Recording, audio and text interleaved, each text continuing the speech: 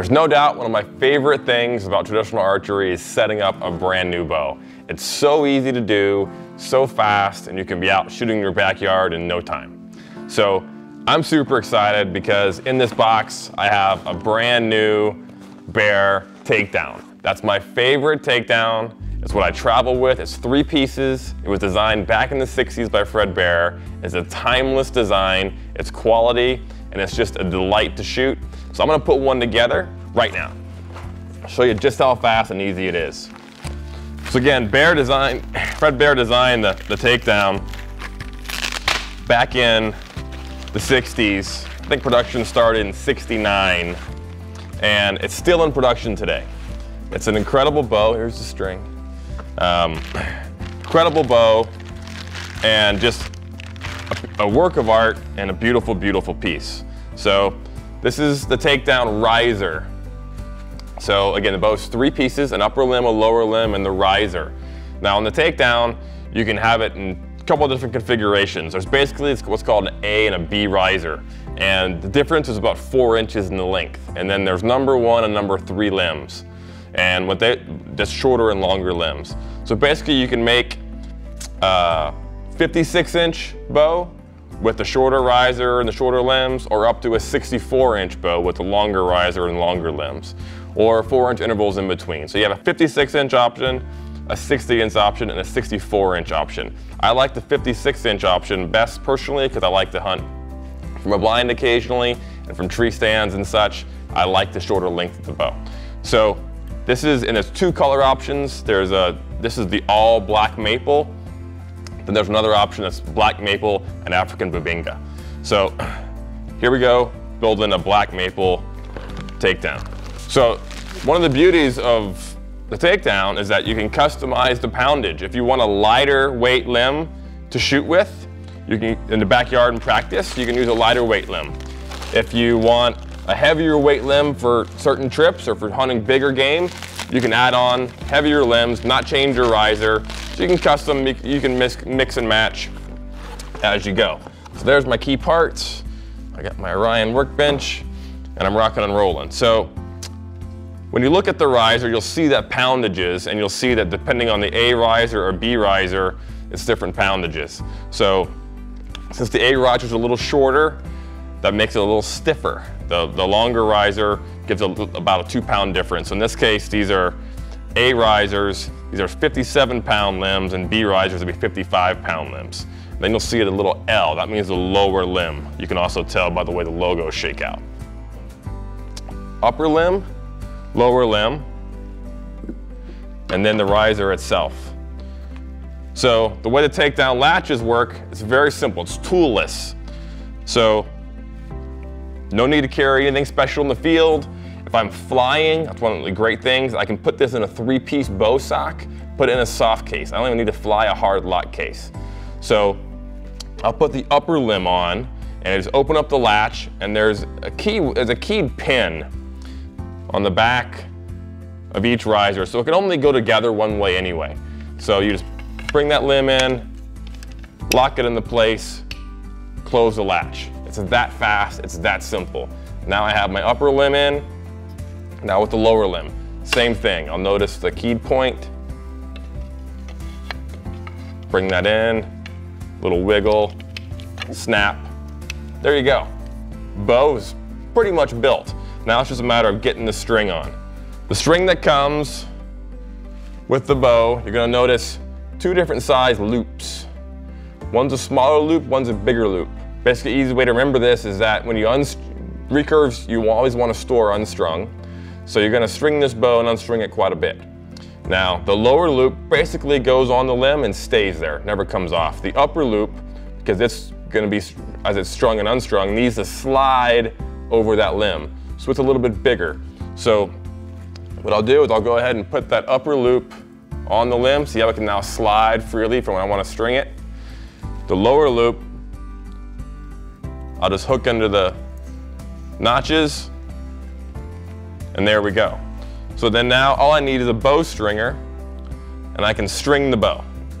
So using a bow stringer, quite easy. Slip the big loop over the front limb, top limb, cap the bottom one, step into it and pull.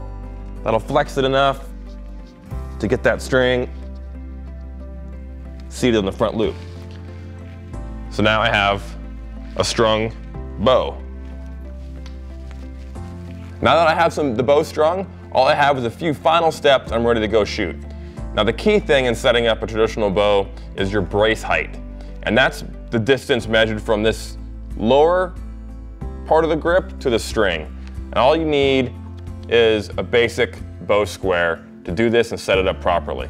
So I'll clip that onto the string, and then I'll take that measurement and look at, looks like I'm about 7 3/4. Now, when you unbox your bow, there's gonna be a setup guide, and I happen to know that takedowns, the recommended brace height is about 8 1/4 inches. And that's generally where I find they shoot the best too. So what I have to do, I have now a 7 3/4 measurement, I gotta get to 8 1/4. Well, how do I do that? Well, it's pretty simple. You unstring the bow and you twist it in the direction of the twist. By twisting the string, it shortens the string and it adds tension to the overall system and then lets this brace height go up. So as I add some twists, it's gonna pull the string tighter, it's gonna pull the bow a little bit more, and then it'll make this distance a little bit longer. A couple tries, and now I have my brace height at a little over 8 1/4. Brand new string, it's gonna stretch out a little bit, so I usually go a little bit over it, let it settle in, and you'll constantly kind of check it after you've shot it a little bit. So there you go. Bow is strung, brace height is set, bow is built.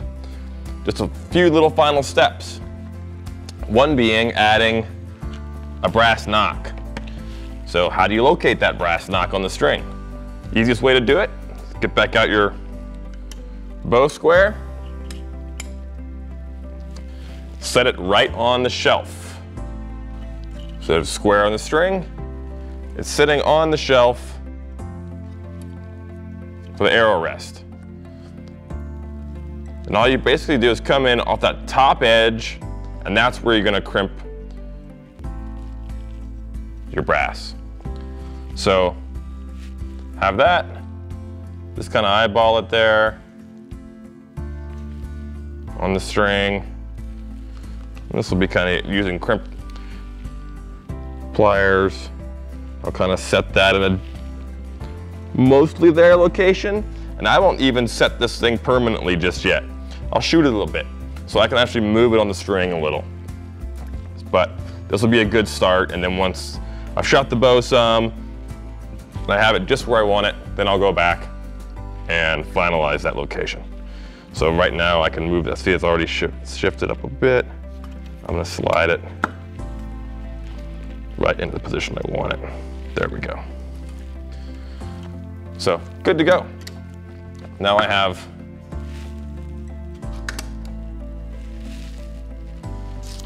my arrow rest set. My knock point is set. I'm ready to go shoot. So, final step, this is the coolest, is now I get to add a custom quiver to my bow. Now one of the cool things and great things about Bear bows, traditional bows, are the inserts on the riser for mounting your quiver. So I just happen to have met some wonderful people in Montana at Thunderhorn Manufacturing who make quivers specially designed that go into those inserts. They can do them custom, and they can do really cool things like put your Orion logo on your quiver. So I have one done. They've matched the color of the bow. It's black, it's tan, it's got red stitching, perfectly highlights the bow with an Allen key. And there, top of the quiver, just a few turns. And we're going. So now the top quiver's on, the arrow grippers.